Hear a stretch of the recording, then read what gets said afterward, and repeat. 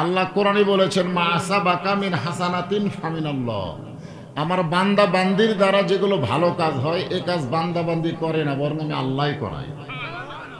তাহলে কোরআনের মাহফিলে বসা এটা ভালো কাজ না খারাপ কাজ? এই ভালো কাজ কি আপনারা করলেন না আল্লাহ করালো? আল্লাহ যেই কাজ করালো, এই কাজে যে নেকি, এটাও আমরা রাখবার পারতেছি না। পরিবেশ খারাপ। কি খারাপ? পরিবেশ খারাপ। কারণ মুয়াজ্জিনের আযান দিয়ে চেতন পাওয়া যাবে না যতক্ষণ পর্যন্ত নামাজের বিধান চালু না হবে। জোরে বলেন কথা ঠিক কিনা? যখন নামাজ না পড়লে পাছার উপর 10টা করে বাড়ি, প্রত্যেক গ্রামে গ্রামে পুলিশ ধরবে বেনামাজিদেরকে, ঠিক কিনা বলেন? এখন ভালো মানুষ পুলিশের ভয় চোরগুলা সিনা টান করে ঘুরে বেড়ায়। জোরে কথা ঠিক কিনা? চোরগুলা বলে আমার দল ক্ষমতাত আছে রে, চিনিস? আসলে কোনো দল ক্ষমতাত নাই, ক্ষমতাত কে আছে? আল্লাহ। কেউ যদি বলে যে আওয়ামী লীগ ক্ষমতাত আছে, অমুক দল ক্ষমতা আছে, বলা মাত্রই তার ঈমান চলে যাবে, বলা মাত্রই সে বেঈমান হয়ে যাবে। কারণ অহু আলা কুল্লি শাইইন কদির, কোরআনের আয়াতের বরখেলাপ হবে। সকল বিষয়ের উপরে একমাত্র ক্ষমতা কার? আরো জোরে বলেন। হ্যাঁ, আজকে আসুন আলোচনাটা শোনেন। ঈমান। সাহাবীরা জিজ্ঞাসা করলেন, মা হুয়াল ঈমান ইয়া রাসূলুল্লাহ, হুজুর ঈমান সম্পর্কে একটু আমাদেরকে বলেন। আল্লাহর নবী বললেন, ইকরার বিল লিসান, জবানে বলতে হবে লা ইলাহা ইল্লাল্লাহ। তাসদিক বিল জানান, শুধু জবানে বললে হবে না, কলিজার মধ্যে জায়গা দেওয়া লাগবে। কলিজার মধ্যে ঈমানের জায়গা যারা দিবে, তাদের কাছে জীবনের চাইতে ঈমানের মূল্য অনেক বেশি হবে। আপনাদের কাছে কিসের দাম বেশি, জীবনের না ঈমানের?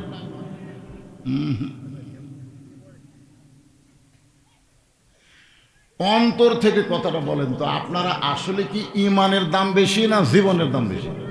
হ্যাঁ, এই ছোট মানুষই ভালো কথা। যদি আজকে আমরা ঈমানের দাম দিতাম, তাহলে জীবনের ভয়ে আমরা বাতিলের সঙ্গে আপোষ করতাম না। জোরে কোন কথা ঠিক কি না? কুল জাল হক ওয়া যাহাকাল বাতিল ইন্নাল বাতিলা কানা যাহুকা। অন্যায়ের সাথে আপোষ করে আমরা বেঁচে আছি। যতই বাঁচার চেষ্টা করেন, বাঁচতে পারবেন না। যতই বাঁচার চেষ্টা করি আমরা বাঁচতে পারবো না। একদিন আমাদেরকে মরতেই হবে, ঠিক কিনা বলেন? আল্লাহ বলেছেন মরে যাও, কিন্তু মুসলমান না হইয়া তোমরা মরিও। মুসলমান হইয়া মরাটা কি, কেমনে মরা যাবে, এই বিষয় নিয়েই তো হবে। তাসদিক বিল জানান, কলিজার মধ্যে ঈমান। আমার মায়েরা যারা পর্দার অন্তর আছেন শোনেন, কলিজার মধ্যে ঈমানের জায়গা যখন হবে, ওই মানুষটা একটাবারও মৃত্যু নিয়ে চিন্তা করবে না। কারণ মরে গেলে তার জন্য ভালো না খারাপ। ইন্নাল্লাযীনা ক্বালু রাব্বুনাল্লাহু সুম্মা ইসতাকামু তাতানাজ্জালু আলাইহিমুল মালাইকা আল্লা তাখাফু ওয়ালা তাহজানু ওয়া আবশিরু বিল জান্নাতিল্লাতী কুনতুম তুআদুন। ঈমানকে গ্রহণ করে এর প্রতি যারা অটল থাকবে, তাসদিক বিল জানান, কলিজার মধ্যে ঈমানের জায়গা দিয়া এর প্রতি যারা ইস্তেকাম থাকবে, আল্লাহ বলেছেন তাদের কোনো ভয় নাই। আল্লাহ তাখাফ, তাদের কোনো ভয় নাই। ওয়ালা তাহজান, তাদের কোনো চিন্তা নাই। ওয়া আবশিরু বিল জান্নাহ, মরার সঙ্গে সঙ্গে তাদেরকে জান্নাত বরণ করে নিবে। সুবহানাল্লাহ। দুনিয়ার মানুষ রাখা আসবে কবরে, কিন্তু তাদের দেহ কবরে থাকবে, কিন্তু ভিতরের পাখিটাকে আল্লাহ কবরে রাখবে না। ইল্লিন নামক জান্নাতের বাগানে আল্লাহ স্বাধীনভাবে ছেড়ে দিবে। সুবহানাল্লাহ। আমরা মরার ভয় করি, মুসলমান মরার ভয় করবে? আজকে ফিলিস্তিনের দিকে খেয়াল করে দেখেন, ফিলিস্তিন মুসলমানকে মরার ভয় করতেছে। হ্যাঁ, আল্লাহর ঘর হেফাজতের জন্য একজন মা চিৎকার করে বলেছে, কাবা ঘর ধ্বংস করতে এসেছিল আব্রাহা, আল্লাহ তৈরান আবাবিল, আবাবিল পাখি দিয়ে কাবা ঘরের হেফাজত করছে। সূরা ফিল পড়েন। হস্তি বাহিনীর অবস্থা কি হয়ে গেছে এখন বলেন তো, সে আল্লাহ আছে না নাই? তাহলে ইহুদির বাচ্চারা বাইতুল মুকাদ্দাসকে ধ্বংস করতে চায়, বাইতুল মুকাদ্দাসকে নাফাক করতে চায়। আল্লাহর কেউ আবাবিল পাখি আর নাই? আবাবিল পাখি খেয়ে মানে আছে আছে সাইজ মতো মার হল। যখন ফেরাউন মুসাকে আক্রমণ করলো, আল্লাহ কয় মুসা দৌড়ায়, ফেরাউন কয় আমার ভাই মুসা দৌড়াই। মুসা বলতেছে আল্লাহ তুমি দৌড়াবার কইলে আমি দৌড়াই, আর এই কয় আমার ভাই দৌড়াই। আল্লাহ কয় জাগা মতো যা, সাইজ মতো মায়ের। জোরে কোন কথা ঠিক কিনা? সাইজ মতো মার হয়নি। আজও মুসার দলকে যে ফেরাউনের দলেরা দাবড়ায়, আল্লাহ কয় দৌড়ায়, মায়ের হবি সাইজ মতো। জোরে কোন কথা ঠিক কিনা? হ্যাঁ, সাউন্ড হবি না, মার হবি তার সাউন্ড হবি না। একটু মনোযোগ দিবেন। তাসদিক বিল জানান, আমল বিল আরকান। ঈমানকে রাসূল বুঝাইলেন তিন ভাবে। একটা হলো জবানে বলতে হবে, কলিজার মধ্যে জায়গা দেওয়া লাগবে, আমলের মাধ্যমে প্রকাশ করা লাগবে। ঈমান গ্রহণ করার পরে ঈমানকে রাখার জন্য এক নম্বর আমলের নাম হইল নামাজ।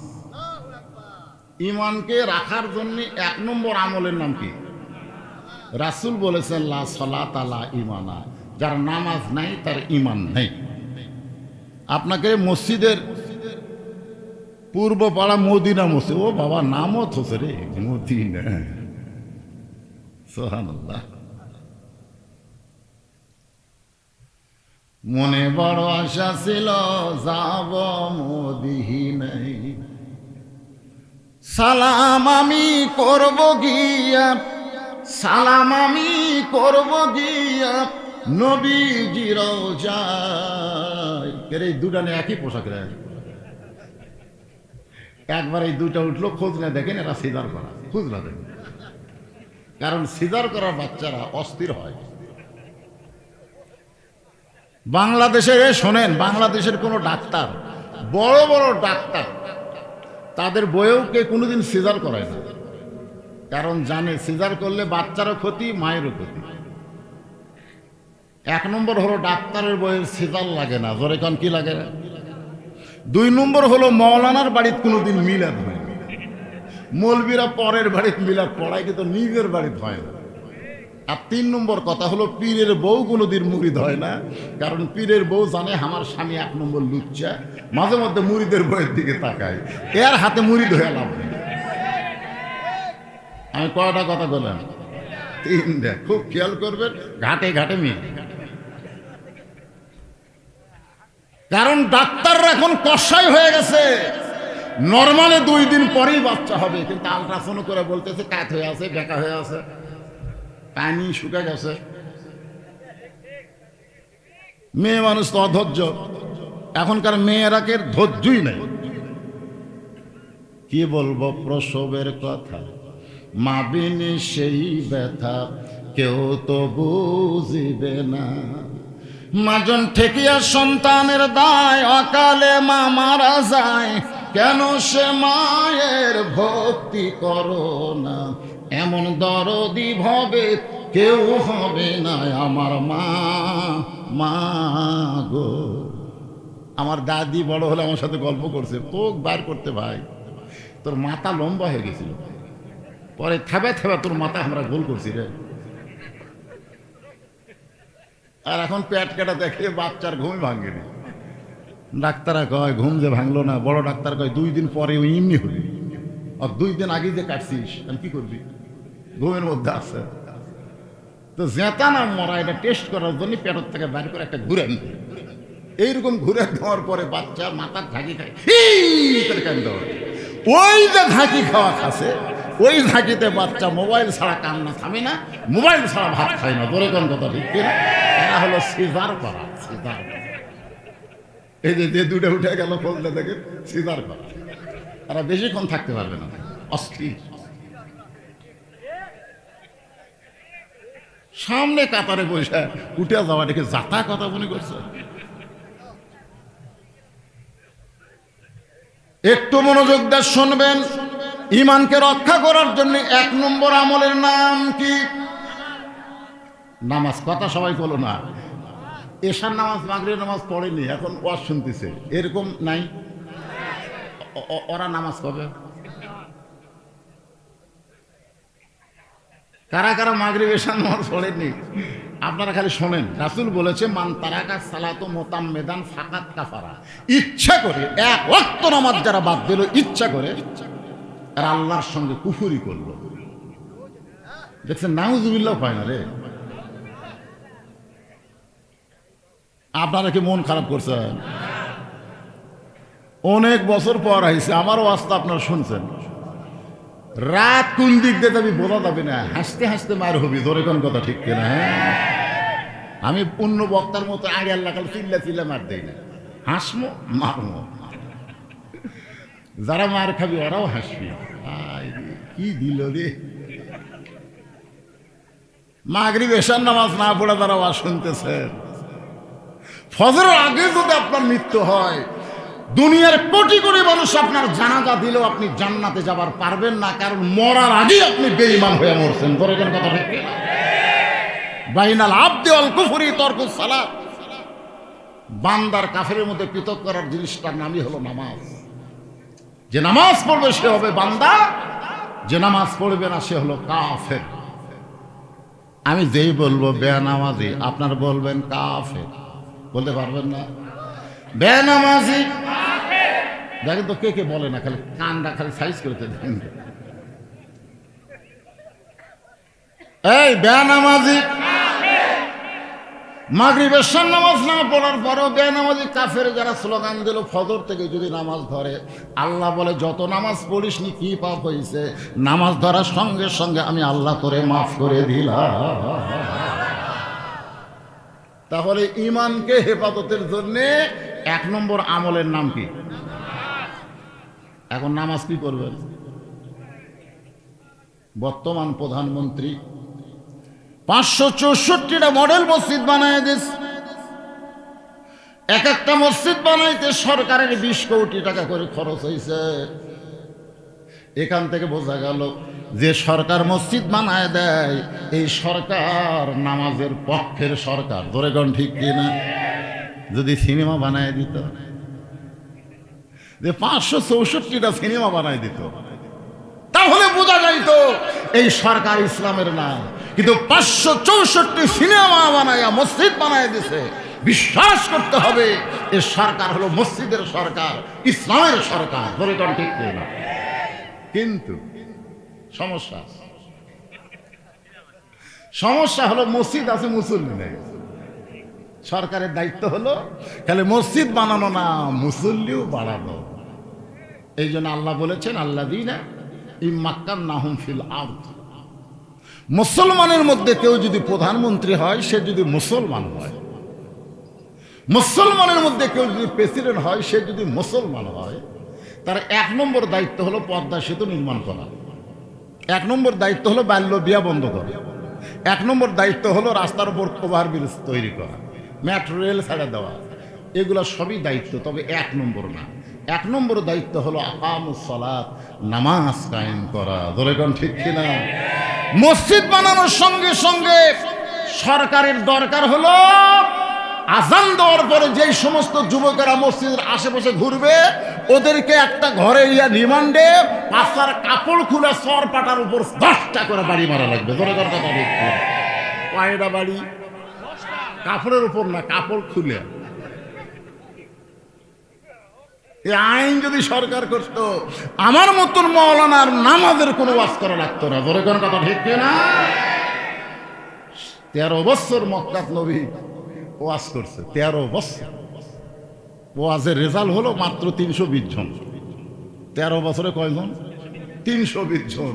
হিজরত করে মদিনার যায়া শুধু ওয়াজ করে নাই, ওয়াজের সাথে সাথে আমলের আইন চালু করলো। 8 বছর পরে 10,000 সাহাবী নিয়ে মক্কা বিজয় করলো। 8 বছরে 10,000 নিয়ে মক্কা তাইছে, আরো তো মদিনাত আছে। তাহলে 13 বছরে 320 জন আর 8 বছরে 10,000।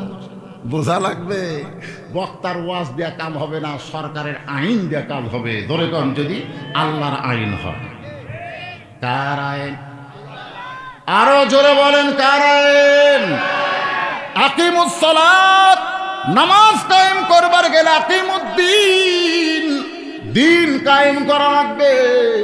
দিন যদি কায়েম না হয় আপনি কবরে 2 নম্বরে যা আটকে যাবেন। কবরে 3টা প্রশ্ন হবে না? 1 নম্বর প্রশ্ন কি? মান রব্বুকা। মান রব্বুকা প্রশ্ন যখন ফেরেশতারা করবে, বুঝলেন, তখন আপনার নামাজ খাড়া হবে, আপনাকে চেতন করবে না।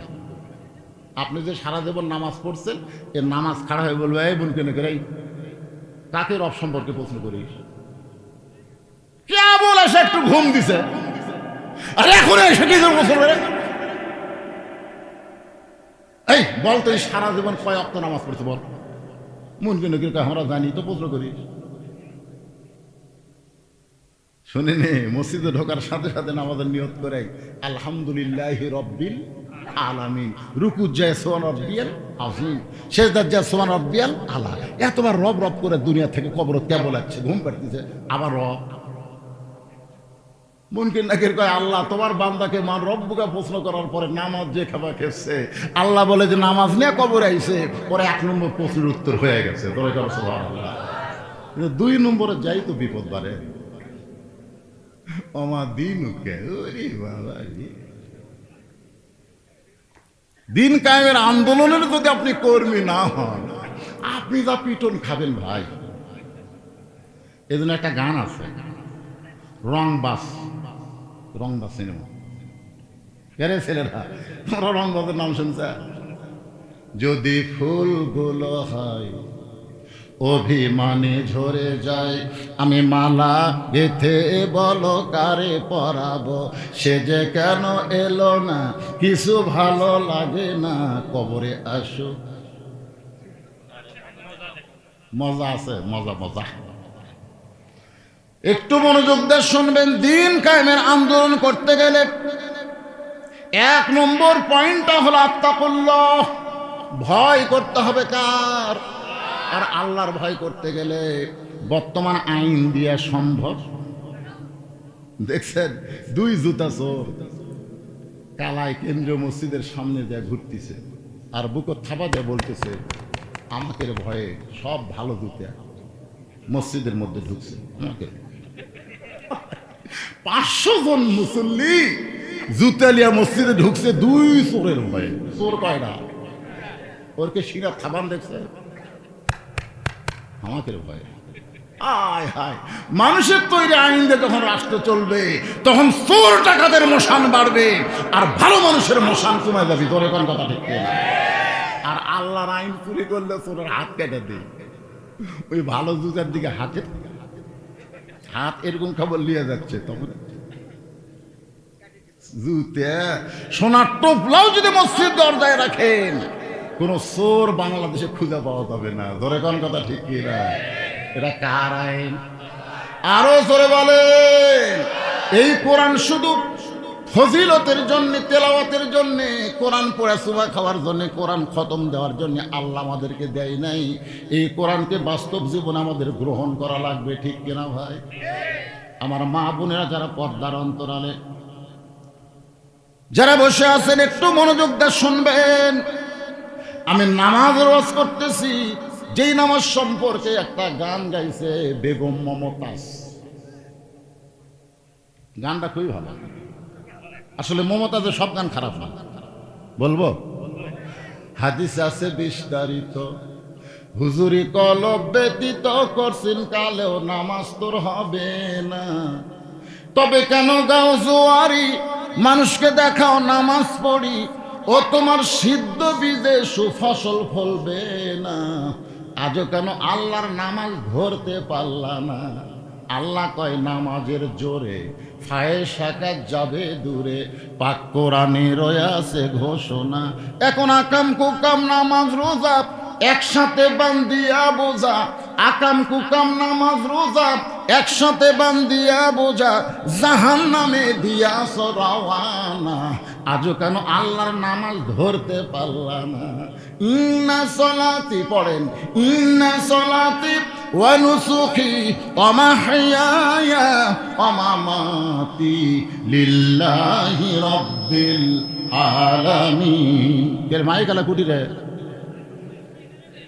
কেবারে সি করে করে।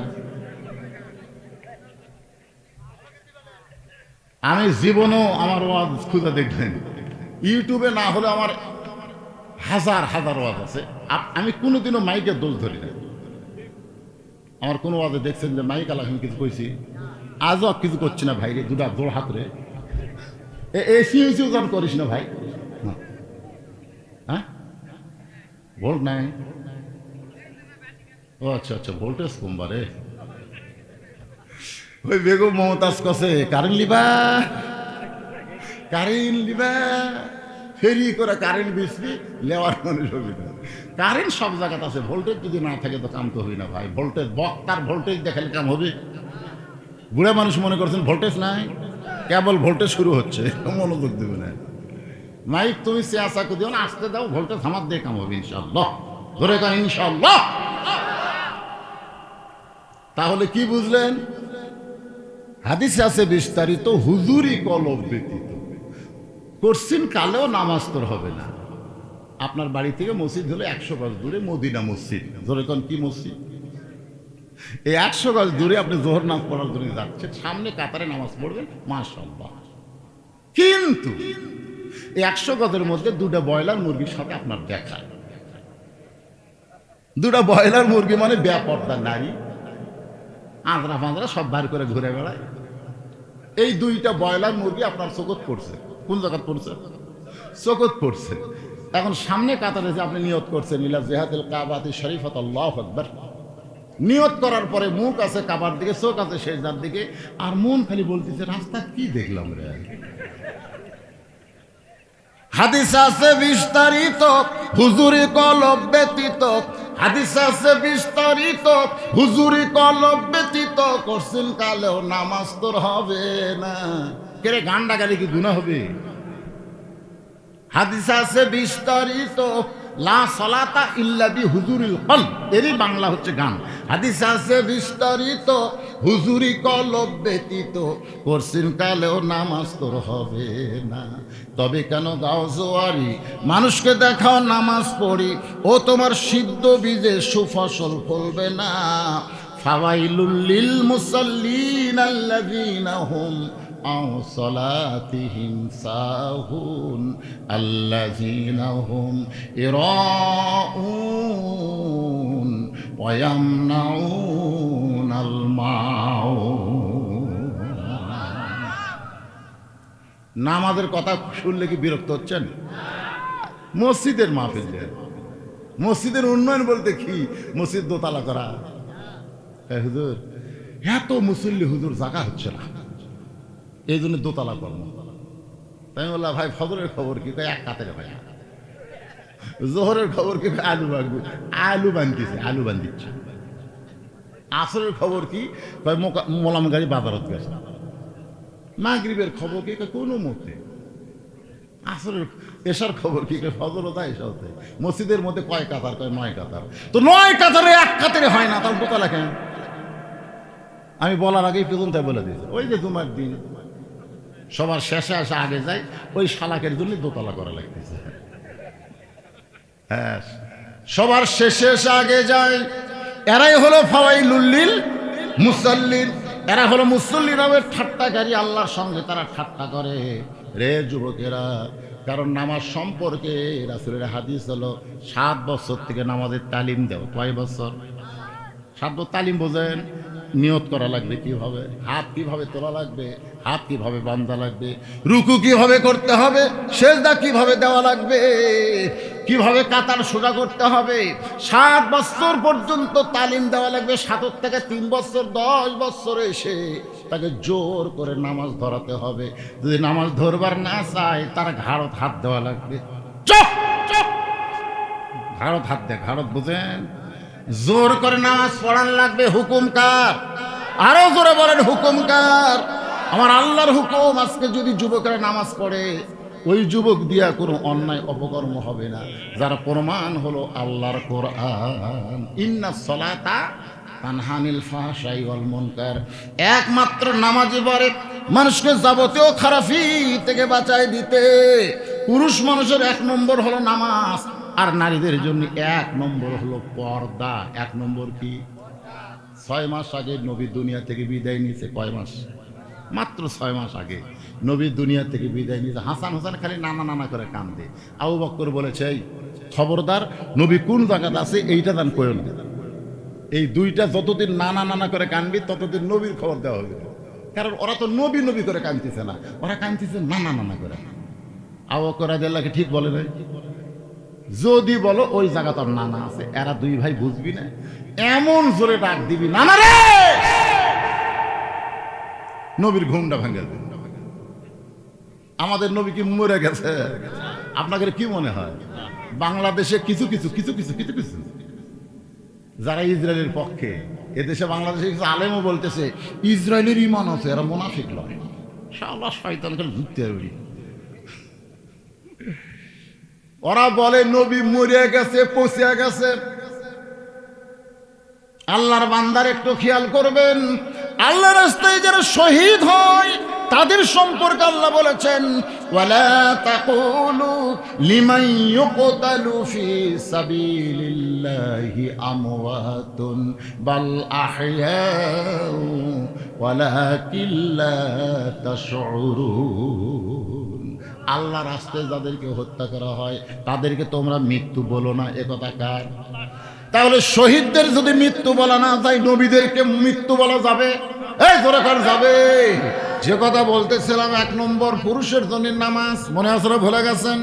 এই জায়গায় আয়াত তেলাওয়াত করেছি, ইন্না সলাতি, পড়েন যারা পারেন তারা পড়বেন, ইন্না সলাতি ওয়া নুসুখি ওয়া মাহইয়ায়া ওয়া মামাতি লিল্লাহি রাব্বিল আলামিন।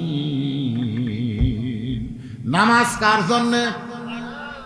এই একেবারে জবান খুলে বলা লাগবে, নামাজ কার জন্যে? জান্নাতের জন্য, কিন্তু নামাজ না, আল্লাহর জন্য হলো নামাজ। জান্নাতের জন্য নামাজ, নামাজ আল্লাহর জন্য। এখানে কোরআনে আল্লাহ পাক ডাইরেক্ট বলে দিলেন, নিশ্চয় নামাজ আমার, কুরবানি আমার, বেঁচে থাকা মরা সব হলো লিল্লাহি রাব্বিল আলামিন। কেবলমাত্র কার জন্যে? এখন চিন্তা করেন, এই নামাজটা আল্লাহ কিভাবে চাইছেন? আমি পুরুষ মানুষের যে নামাজের কথা বলতেছি, 5 ওয়াক্ত নামাজ, এটা কিন্তু বাড়িতে পড়লে হবে না, এটা পড়তে হবে কোথায়? মসজিদে। আমি ফরজের কথা বলতেছি ভাইজান। যদি বাড়িটাকে গোরস্থান বাড়াবার না চান, তাহলে বাড়িতে আপনি সুন্নত পড়বেন, নফল পড়বেন, কোনো সমস্যা নাই। কিন্তু 70 রাকাত ফরজ নামাজ আপনাকে জামাতে আদায় করতেই হবে। জামাতে আদায় করলে, আমার স্বপন ভাই যে কথাটা বললেন, আওয়ামী লীগ, বিএনপি, জাতীয় পার্টি, তারপরে জামাত, তাবলিগ, পীর মুরিদি, যদি তারা নামাজি হয়, মসজিদের মধ্যে গিয়াই কিন্তু তারা প্রথম শিক্ষা পায়। কারণ ভিতরে যেই কামটা আমরা করতেছি, বাহিরে সেই কামটাই করা লাগবে। 1 নম্বর কাজ হলো, দেখবেন এমপির কাছে একজন সাধারণ মেম্বার দাঁড়াবার পারবে, ধরে কোন ঠিক কিনা? বাহিরে কিন্তু চকিদার এসপির কাছে দাঁড়াবার পারবে না, কিন্তু মসজিদের মধ্যে ঢুকলে এসপির কাছেও চকিদার দাঁড়াবার পারবে, ঠিক কিনা বলেন? কথা বলেন। একজন ধনীর কাছে একজন গরিব মানুষ, একজন ফর্সা মানুষের কাছে একজন কালো মানুষ, একজন লম্বা মানুষের কাছে একজন বোম্বাটু মানুষ দাঁড়াবার পারবে। কারণ যখন দাঁড়াবে তখন সবাই বলবে কাতার সোজা করো, সবাই বলবে কাতার সোজা করো। কাতার সোজা করার অর্থ বুঝাই দিল, আমরা ভাই ভাই, আমাদের মধ্যে কোনো তফাৎ নাই। দৈনিক 5 বার মসজিদের মধ্যে গিয়া পুরুষ মানুষগুলো এই শিক্ষা পাবে, তাহলে কোনো দলাদলি থাকবে না, সবাই এক দল হয়ে যাবে। আপনারা বলেন তো মসজিদ কার? আরো জোরে বলেন, মসজিদ কার? এই যে আমাদের একটা বিশ্বাস, মসজিদ আল্লাহর। আর গোটা বাংলাদেশ আমরা অন্য কাকু দিয়ে রাখছি, আঙ্গুল দিয়ে আমরা দেখাই, ওই যে দেখতেছেন হুজুর, এই জায়গাটা আমার, ওই পাশের জায়গাটা ওটাও আমার, পিছন থেকে যা দেখতেছেন আমার ভাই চাচার, অত্র এলাকার মধ্যে পা দেওয়ার জায়গা কারো নাই। সবই যদি তোমাকে হয় তাহলে আল্লাহর, বলে আল্লাহটা দেখবার গেলে 2 মিনিট হাঁটা লাগবে। 2 মিনিট হাঁটার পর মসজিদের সামনে গিয়ে বলতে যে হুজুর এখানে আল্লাহর কিছুই ছিল না, আমার চাচা আল্লাহ 10 শতক দান করছে, আর আমরা টাকা পয়সা দিয়ে আল্লাহ ঘর বানিয়ে দিছি। আল্লাহর কিছুই ছিল না, এখানে আল্লাহর কিছুই ছিল না। এই যে দেখতেছেন মসজিদ, এটা আমার চাচা আল্লাহ 10 শতক দিছে, আর আমরা টাকা পয়সা দিয়ে আল্লাহ ঘর বানিয়ে দিছি। ফেরেশতাকে আল্লাহ, এই দেশের নাম কি, যে দেশে তোমার কিছুই নাই, ওর চাচা দিলে তুমি পাও, আর ওরা টাকা দিয়ে ঘর বানায় দেয়। যখন বললাম মসজিদের জন্য কিছু দেন, তখন আপনার মন কিন্তু বলেছে 500 ধরিস না, 200 ধরিস না, 100 হাত দিস না। মন বলেনি? আপনার পকেটে যদি 500 টাকা, 200 টাকা, 100 টাকার লোড থাকে, আর 10 টাকার লোড যদি থাকে, আপনি ব্যাগত কোনটা দিছেন? বড় লোড দিছেন। 2 নম্বর প্রশ্ন হবে অমা দিনুকা, হবে কি হবে না? 1 নম্বর তো হয়ে গেছে, যার নামাজ আছে তার মান রব্বুকা হয়ে গেছে। এখন অমা দিনুকা, মুনকির নাকির যখন বলবে তোমার দিন কি, যারা এই দুনিয়াতে ইসলামে আন্দোলন করতেছে, শুধু কোরআনের ওয়াজ শোনে না, কোরআনের দল করতেছে, কোরআন অনুযায়ী চলতে চায়, গোটা বাংলাদেশকে আনতে চায় আল্লাহর কোরআনের শীতল ছায়া। আর ওয়াজের ক্যাসেটে শুনছেন 5 বিবি, নাম শুনছেন 5 বিবি? আপনাদের এলাকার না? 500। একজন মুয়াজ্জিন আমাকে মোবাইল করে বলতে, হুজুর কেমন আছেন? আপনারা যেরকম বললেন হুজুর কেমন আছেন, আমি বললাম আলহামদুলিল্লাহ। আমি বললাম মুয়াজ্জিন সাহেব আপনি কেমন আছেন? কই নাউজুবিল্লাহ। আমি বললাম নাউজুবিল্লাহ কেন? বলে হুজুর আজান হচ্ছে, আকামত হচ্ছে, কিন্তু ইমাম নাই। আমি বললাম কে রে, আজান আকামত হচ্ছে, ইমাম নাই কেন? বলে ইমামকে পুলিশ খুঁজতি তো হুজুর, ইমাম যে কোন জায়গায় লুকে আছে আমরা খুঁজাই পাচ্ছি না। তা আমি কইলাম মুয়াজ্জিন সাহেব ইমাম কি তোমাদের গ্রামের মধ্যে খারাপ মানুষ নাকি, পুলিশ খুঁজতেছে? মুয়াজ্জিন রাগ করে গেল, হুজুর আমাদের 7 পাড়ার মধ্যে ইমামের চাইতে ভালো মানুষ কেউ নেই, তো তাহলে ভালো মানুষকে পুলিশ খোঁজে কেন? আমি জানি না। তো তুই জানিস না কিসের আজান দেশ? ভালো করে জানা, আমার খবর দে। 2 দিন পর আমাকে মোবাইল করে বলতে, হুজুর ইমামের মারাত্মক দোষ আছে। আমি বললাম দোষ কি? বলে ইমাম বিশ্বাস করে শুধু মসজিদ আল্লাহর ঘর না, গোটা বাংলাদেশ আল্লাহ। শুধু মসজিদ ভালো রাখলে হবে না, গোটা বাংলাদেশ ভালো করতে হবে। এই জন্য ইমাম গোপনে গোপনে কোরআনের দল করে। দরকার কিসের দল করে? আকিমুদ্দিন, দিন কায়েমের দল করে। এটা কে যেন থানাত খবর দিছে, তখন থেকে পুলিশ ইমামকে খুঁজতেছে। আপনি যদি বলেন, আপনি যদি বলেন যে ভাই আমার কোনো টেনশন নেই, আমি দিনত ঘুরি রাতে ঘুমাই, আমার কোনো টেনশন নেই, বুঝবেন আপনি গোপনে গোপনে শয়তানের দল করতেছেন। বাবা আদম থেকে আমাদের নবী পর্যন্ত কোন নবী টেনশন মুক্ত ছিল না। সমস্ত নবীদের শরীরে বাতিল দিয়ে আঘাত লাগছে। জোরে কোন কথা, ঠিক কথা কন না কেন? আর আপনি তেলতেলা শরীর নিয়ে কবরে যাবেন? এই তেলতেলা শরীর দেখবে আর হাওড়ার মধ্যে বাড়ি মারবি। নবীর গাওয়াত পাথরের আঘাতের দাগ, আর নবীর উম্মত আমরা তেলতেলা। একটা দিনও পুলিশ খুঁজলো না, একটা দিনও জেলত গেল না। 2.5 বছর নবী জেলখানা ধরে, জেলখাটা শূন্য। জেলখাটা কি খাটছেন? কিছু খাটবেন? আপনি গোপনে গোপনে বাতিলের সঙ্গে আপোষ করে বসে আছেন, আপনি জেল হবেন না তো। 2 নম্বর প্রশ্ন করে, বাবা দিন ওকা, তোমার দিন কি? ইসলামী আন্দোলন রেগে বলবে, রে মুনকির নাকির, কাকে দিন সম্পর্কে প্রশ্ন করতেছিস? তুই তো জানিস না রে মুনকির নাকির, ওই দিন কায়েমের জন্য আল্লাহর দল করার কারণে জঙ্গি জিএমবি দুনিয়ার মানুষ তাকে কত পেরেশানির মধ্যে রাখছে। বাড়িতে থাকতে পারে না, আলুর বাগুড়ের মধ্যে থাকছে। বাড়িতে থাকতে পারে নাই, বাসার মধ্যে থাকছে। শুধুমাত্র একটাই অপরাধ, কোরআনের বিজয় চাই। যে দুনিয়াতে কোরআনের বিজয় চায় কবরের মধ্যে আসলো, তাকে 2 নম্বর প্রশ্ন করার দরকার নাই। মুনকির নাকির বলে, আল্লাহ তোমার বান্দাকে আমার দিন ওকা প্রশ্ন করতে, ইসলামী আন্দোলন যে খাওয়া খেপছে। আল্লাহ বলে, যার জীবনে ইসলামী আন্দোলন আছে, ইসলামী আন্দোলন করতে করতে কবর আইছে, তার 2 নম্বর প্রশ্নের উত্তর হয়ে গেছে। এখন 3 নম্বর প্রশ্ন হবে, আমার নাবিউকা, তোমার নবীকে কি? বিসমিল্লাহি আলা মিল্লাতি রাসূলিল্লাহ। মাশাআল্লাহ, সারা দেহ শয়তানের দল করে মরার সময় নবীর দল। মরা লাশ নবীলে কি করবি রে? আপনারা বলেন নবী মরা লাশ কি করবি? খুব খেয়াল করেন। এক মেয়ে আমাকে বলতেছে, হুজুর আমি আমার স্বামীকে নিয়ে বাইরে গেলে মেয়েরা খেলে আমার স্বামীর দিকে তাকা থাকে, একটা দোয়া দেন হুজুর। কেন আমার স্বামী একলা, আমার তো অন্য মেয়ে আমার স্বামীর দিকে তাকা দেখবে। আমার স্বামী একটু সুন্দর তো, শাকিব খানের মতন হুজুর। আমি বললাম, মা তোমার স্বামীকে পর নারীর থেকে যদি হেফাজত করতে চাও, তুমি যেমন করে হোক হাত পা ধরে তোমার স্বামীকে চাচা বানাও। তা হাওয়া কয়, হুজুর একটা আলেম মানুষ, আপনি একটা কথা করেন, স্বামী কোনোদিন চাচা বানান? এই তোর চাচা, তোর চাচা নয়, মেয়েকে রে চাচা। অন্য মেয়েদেরও তোমার স্বামী ভাই না কয়ে চাচা। হুজুর সেই মন্ত্র কি এত কথার পরও বুঝবার পারিসনি মা? সেটা হলো তোমার স্বামীর মুখ দাঁড়িয়ে রাখো, দাঁড়িয়ে রেখে এক আত্মট হয়ে গেছে। এখন ওই মেয়ে স্বামী কিনা ঘরে এক মেয়েও তাকায় না। দুই একজন বলে আসসালাম আলাইকুম চাচা কেমন আছে, তখন ওই মুখ থামাই যায়। চাচা মানে শয়তান আউট।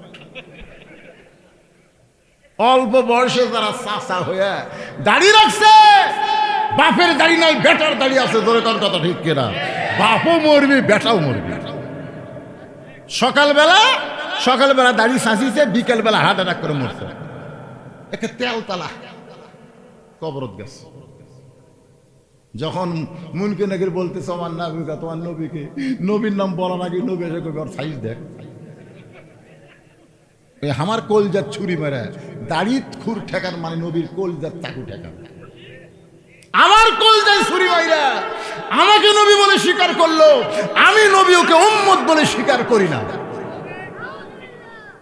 আজকে মাথায় টুপি দিলে তোমার শরম লাগে, মাথা গরম। আমাকে কয় হুজুর শ্বশুরের মধ্যে থাকেন, মাথা গরম হয় না? আমি বললাম, এই বাংলাদেশে কয় মৌলবি বউ তালাক দিছে? আমাকে এলাকার কোনো হুজুর তো বউ তালাক দেয়নি।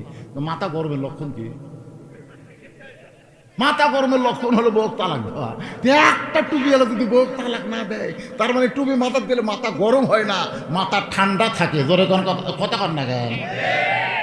আপনার ইমামক যে বেতন দেয়, আপনাকে ক্ষতিপূরক যে বেতন দেন, ইমামক যা বেতন দেন, এই বেতন লিয়া যদি টুপি ছাড়া হতো, কি যে গন্ডগোল লাগতো ভাই। বেতন পায় মাত্র ৬,০০০ টাকা। ওই জীবনে সিলভার ইলিশ মাছের ধার যায়নি, কোনোদিন পায়নি। বেতনের দিকে চিন্তা করে, ইলিশ লাগবি না, ওই সিলভার কিনে যাচ্ছে। সিলভার কিনে নিলে বউ বলতেছে বিসমিল্লাহ করে বাজার ধরো। ব্যাগ ধরার সময় বিসমিল্লাহ কও, বউ বিসমিল্লাহ করে ব্যাগ ধরছে। এই ব্যাগের মধ্যে কিন্তু একটা মাছ আছে রে, বিসমিল্লাহ কয়ে কুটটা, বিসমিল্লাহ কয়ে তেলানে দিবা, বিসমিল্লাহ কয়ে তরকারি মাছ, সব বিসমিল্লাহ। এতবার বিসমিল্লাহ করার কারণে ওই সিলভার ইলিশ হয়ে গেছে। স্বামীও জানে না, বউ জানে না। খাবার বসে আবার দোয়া, আল্লাহুম্মা বারিক লানা ফিমা রাযাকতানা ওয়া কিনা আযাবান্নার। বউ বলতেছে, স্বামী গো, নবীর সুন্নত হলো খুদাকে 3 ভাগ করো, বেতন কম। খুদাকে কয় ভাগ করো? 1 ভাগ ভাত খান, 1 ভাগ পানি খান, 1 ভাগ থাকা খান। বেতন দেখবো, তেলের দাম বেশি, পেঁয়াজের দাম বেশি। দোয়া পড়ে সুন্নত আমল করে কেবল বিসমিল্লাহ বারাকাতুল্লাহ বলে সিলভার ভাঙ্গে মুকুট দিছে। ভাই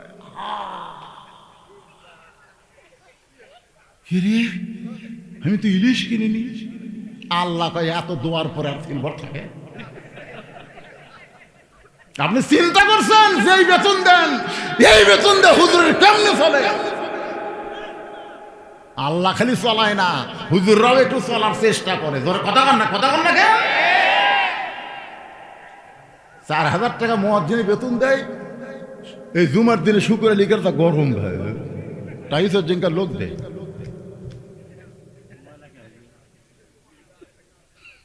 টাইসের লোক দেয়, সারা 5 ওয়াক্ত একদিন আসে না, জুম্মার দিনে যায় টাইস ঘুষতেছে।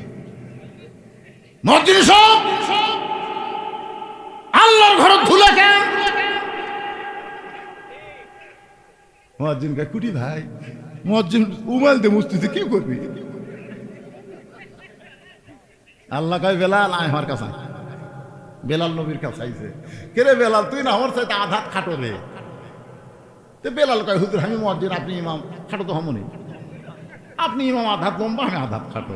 রাসূল বলে না বেলাল তুই আমার চাইতে এক হাত লম্বা রে। সাহাবীরা বলে ইয়া রাসূলুল্লাহ বেলাল আপনার চাইতে আধাত খাটো হওয়ার পরে এক হাত লম্বা কেমনে হবে? আল্লাহর নবী বললেন হাসরের ময়দানে আল্লাহ তাআলা বেলালকে মাথা উঁচু করে দিবে। শুধু মাথা উঁচু থাকবে না, আল্লাহ মুয়াজ্জিনের মাথায় এমন একটা টুপি পরায় দিবে যেই টুপি পূর্ণিমার চাঁদের মতন আলো দিবে। আল্লাহ রাসূল কয় বেলাল তোমার আসসালাত তো খায়রুম মিনান নাম শোনার পরে আমরা চেতন পাই, তোমাকে আযান কে দেয়? বেলাল বেলাল কয় হুজুর জানার পরও আপনি জানবার চান না। রাসূল বলে সাহাবী করে শুনার লাগবে কত দেখি। বেলাল বলে ইয়া রাসূলুল্লাহ এশার নামাজের পর আমি যখন ঘুমাই, ওই ঘুমানোর সময় আল্লাহর সঙ্গে যোগাযোগ করে বলি আল্লাহ তোমার নামের আজান দিব, তুমি আমার ডাক দিও, আমি আবার সব ঘুমন্ত মানুষকে আজান দিয়ে চেতন করব। ওগো নবীজি ফজরের ওয়াক্ত শুরু হওয়ার সঙ্গে সঙ্গে আমার কানে কে যেন ডাক দেয় বেলাল রে, ও বেলাল তুই জাগ। আজও বাংলাদেশের যত মুয়াজ্জিন, প্রত্যেকটা মুয়াজ্জিনকে আল্লাহ তাআলা ওই সময় ঘুম থেকে চেতন করে। মুয়াজ্জিন কিন্তু নিজের ইচ্ছায় চেতন পায় না, আল্লাহ তাআলা তাকে চেতন করে দেয়। সুবহানাল্লাহ কন না কেন? একটু মনোযোগ দিয়ে কথাগুলো শুনবেন। মসজিদের উন্নয়ন হলো মুসল্লি কালেকশন। এই জন্য পুরুষের নামাজ নিয়ে আমি কথা বলতেছিলাম, নামাজ খালি পড়লে হবে না, নামাজকে ধরতে হবে। আল্লাহ কয় নামাজের জোরে ফায়সা কাজ যাবে দূরে, পাক কোরআনের আছে ঘোষণা।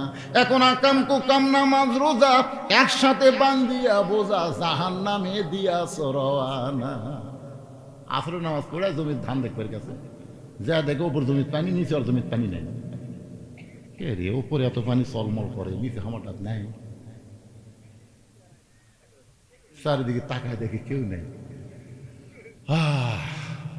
আস্তে করে বসে ওই জমির আল কাটা দিয়ে ওই পানি দিয়ে হাত ধরছে, দুই আবার দাঁড়ায় চারিদিকে তাকায় বলতেছে আলহামদুলিল্লাহ কেউ দেখেনি। নামাজ পড়ে সুদ খায়, নামাজ পড়ে ঘুষ খায়, নামাজ পড়ে জমির আল ঠেলে, নামাজ পড়ে বেটা জমি বেশি দিতে মেয়ে কম দিছে। এরকম আছে না? না আমার এলাকার এক টাটকা হাজি এইবার হজ করেছে। হ্যাঁ টাটকা হাজি হজের আগে আমাকে দাওয়াত দিল, হুজুর আমার একটা অনুষ্ঠান করবো, হুজুর আপনি একটু আসবেন দোয়া করার জন্য। গেলাম, যাই আমি কেবল দোয়া করবো, তখন একজন বলতে হুজুর হাজি সাহেব গত বৃহস্পতিবার রেস্ট অফিসে কী করছে সেটা শোনেন, দোয়া করার আগে আগে ওটা শোনেন। তাই আমি বললাম ভাই কী খবর কাকু, কারণ ওখানে আমি সাদা কাফনের কাপড়ে এরাম করে জমো, ফেরত আসবো কিনা তার কোনো গ্যারান্টি নেই। এই যাওয়ার আগে আমি সব ক্লিয়ার করছি। কি ক্লিয়ার করলেন? মানে ছেলেকে 16 বিঘা মেয়েকে 1 বিঘা, ঠকায়নি হুজুর। ছেলেকে 16 বিঘা মেয়েকে 1 বিঘা, ঠকায়নি হুজুর। আমি বললাম ভাই দোয়া তো দূরের কথা, তোমার গায়ের সাথে যার গাও লাগবে তারই হজ হবে না, কারণ তুমি আল্লাহর ফারাইজকে অস্বীকার করছো। ফারাইজ বলতেছে ছেলে যা পাবে মেয়ে তার অর্ধেক পাবে, তুমি ছেলের 16 বিঘা মেয়ের 1 বিঘা দিয়ে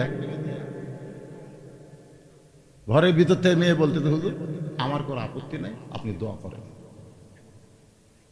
আল্লাহ যেন আব্বাকে সুন্দরভাবে হজ করতো। দেখছেন, মেয়ে বলতেছে হুজুর আমার কোনো আপত্তি নেই, আল্লাহ যেন সুন্দরভাবে আব্বাকে হজ করার তৌফিক দেয়, আল্লাহ যেন সুস্থ শরীরে আব্বাকে যেন আবার ফিরে দেবেন। বাজান এইরকম করবেন না। ছেলের চাইতে মেয়েরা কিন্তু বাবাকে বেশি ভালোবাসে, জোরে কোন ঠিক কিনা? আর বুড়া বয়সে নামাজ ধরলে হবে না, যৌবন বয়সে নামাজ ধরা লাগবে, জোরে কোন কথা ঠিক কিনা? আল্লাহর সামনে যখন দাঁড়াবেন না, আল্লাহ তখন বলবে তোমার শৈশবকাল তোমার বুড়াকাল, এই 2 কালের হিসাব নাই, খালি যৌবন কালের হিসাব দিয়ে জান্নাতে যাও। এই যুবকেরা কি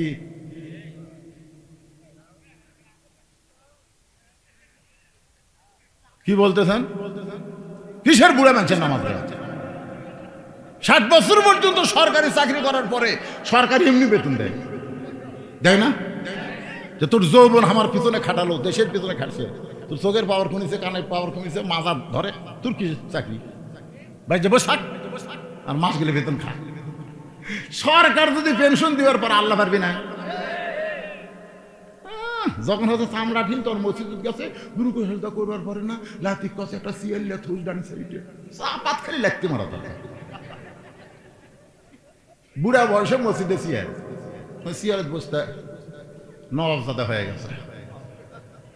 এই নামাজের ভিতরে বাইরে যে কয়টা ফরজ, তার মধ্যে একটা ফরজ হলো দাঁড়িয়ে নামাজ পড়া। ধরে কথা কন না কেন? তুমি যখন দাঁড়াবার পারো না তখন মসজিদে যাও, কি ইয়ার কি মারবে? লা ইউকাল্লিফুল্লাহু নাফসান ইল্লা উসাহা। আল্লাহ বলেছে তোমার কষ্ট হবে, তোমাকে জামাতে নামাজ পড়া লাগবে না।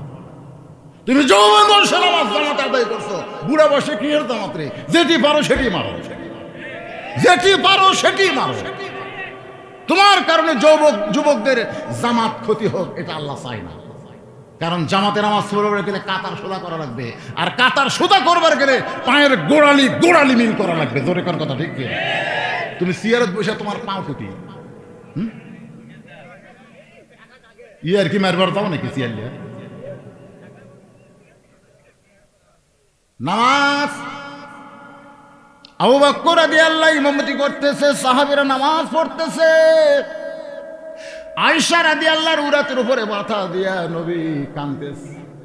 আয়েশা বলে, ইয়া রাসূলুল্লাহ, হুজুর আপনার জায়গায় আমার বাবা ইমামতি করতেছে, হুজুর আপনি কাঁদতেছেন অসুস্থ হওয়ার কারণে। রাসূল বলে, আয়েশা রে, এই কান্না দুঃখের কান্না নয়, এই কান্না হলো আমার আনন্দের কান্না। এই নামাজের জন্য আমি তাইফের ময়দানে রক্তাক্ত হয়েছি, এই নামাজের জন্য বদরের প্রান্তরে যুদ্ধ করেছি, এই নামাজের জন্য উহুদের ময়দানে দান শহীদ করেছি। নামাজ নামাজ নামাজ, আজকে নামাজ প্রতিষ্ঠা হয়ে গেছে, আজকে নামাজ কাতারবদ্ধ হয়ে আদায় হচ্ছে। আমি নবীর মনে বড় আনন্দ লাগতেছে।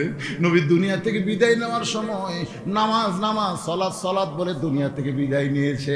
আবার যখন আপনি দুনিয়া থেকে কবরে যাবেন, হাসরের ময়দানে সর্বপ্রথম আপনাকে নামাজ সম্পর্কে প্রশ্ন করা হবে।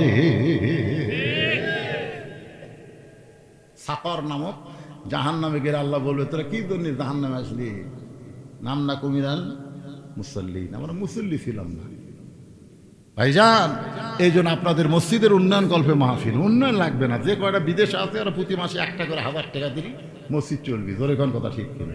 আমিও দোয়া করে দেবো যারা বিদেশে মারতেছে, তারা কিছু টাকা মসজিদের জন্য বরাদ্দ রাখবেন। এই যে অ্যাক্সিডেন্ট থেকে আল্লাহ আমার বাঁচালো 3 কারণে। 1 ডিসেম্বর আমার অ্যাক্সিডেন্ট হয়েছে। আমি আমার মাদ্রাসার বেতন, মাদ্রাসা হওয়ার পর থেকে 2 তারিখে বেতন দেয়। ডিসেম্বর মাসের কয় তারিখে? 2 তারিখে বেতন দেয়। আর অ্যাক্সিডেন্ট আমার 1 তারিখে। গাড়ি ভাঙ্গা গুঁড়া হয়ে গেছে। আল্লাহ গুঁড়া করেনি এই কারণে যে তুই যদি মরে যাস বেতন দিবি কে?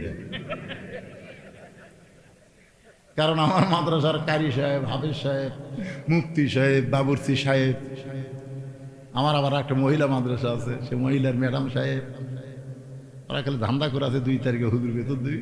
আল্লাহ গায়ে তোকে মারিনি, যা বেতন দেওয়ার জন্য যা। 2 নম্বর কারণ হলো 18 সালে আমার বাবা মারা গেছে। আমি বাবার জানাজা করছি, মা আমার ঘরের ভিতর থেকে সব দেখছে। মা আমারে কইছে, বাবা তোর বাপ বললে কি সুন্দর জানাজা করলি রে। আমি বললাম আমার জানাজা করবি, ওয়াদা দে। আমি বললাম, মা যদি আপনার আগে আমার মৃত্যু হয়। মা কয়, কি করছ তুই? মা বাঁচা থাকতে সন্তান মরবি, তাহলে আমি সবসময় কি করবো রে? আমি সবসময় দোয়া করি আল্লাহ যেন আমার জানাজা করার তৌফিক তোকে দান করে। ওই মায়ের দোয়া আল্লাহ কবুল করেছে, কারণ আমার মা এখনো মরেনি, তাহলে আমি আগে মরলে জানাজা করবি। আর আল্লাহ আমার 3টা মেয়ে দিতে ভাই, এরা উঠতে বসতে সবসময় খালি দোয়া আর দোয়া। 5 ওয়াক্ত নামাজের সাথে এরা তাহাজ্জুদ ধরে। আমার ছোট মেয়েটা তানজিউল উলুম মাদ্রাসায় কোরআনের হিফজ করে। সুবহানাল্লাহ। আল্লাহ আমার ছেলে দেয়নি। এই ছেলেরা কিন্তু দোয়া করার চান্স পায় না, টাইম পায় না, সবসময় ফ্রি ফায়ার করতে যায়। আর মেয়েরা সবসময় দোয়া, সবসময় খোঁজ খবর। সুবহানাল্লাহ কর না কেন? আমাকে আল্লাহ ছেলে দেয়নি, 3টা মেয়ে দিছে। আলহামদুলিল্লাহ, খুশি। খালি জান্নাতি লয় রে, মেয়েরা আমার ঘরে ঢোকে, আমি দেখছি। কেমন তোমাকে কিছু লাগবে? যদি আপনি বোঝেন। তখন 3 জনের 300 টাকা দিয়ে, ওরা 3 জন টাকা কিন্তু লেয়, যাওয়ার পরে লড়ে না। আমি বললাম মা আর কি লাগবে, যদি আপনি দেন। আবার 100 করে দিলাম, দিয়া দেখলাম ওরা লড়েন। আমি বললাম কে মা, কি খবর, আর লাগবে? আপনার বিবেচনা। আর 100 করে দিলাম, হাসতে হাসতে 3 জন চলে গেল। টাকা চাওয়ার সাইজ কি দেখছেন? আমার বড় ভাইকে বললাম, ভাই রে, তোকে আল্লাহ মেয়েও দিছে ছেলেও দিছে, তো মেয়ে কিভাবে চায় সেটা তো আমি জানি, কিন্তু আমি তো ছেলের চাওয়া জানি না, তারা কিভাবে চায়। তার বড় ভাই বলতেছে সালার লাগবে 100, 6,000। আমি সেই দিন বাঁকা ধরে, আল্লাহ রে আল্লাহ, আমাকে আইডিয়া দেশ নেই, পাটা দেশ নেই, আলহামদুলিল্লাহ। বর্তমান যুগে আইডিয়া পালা খুবই কঠিন, কথা কর না কেন এই বাপেরা, কথা কর না কেন, খুব কঠিন।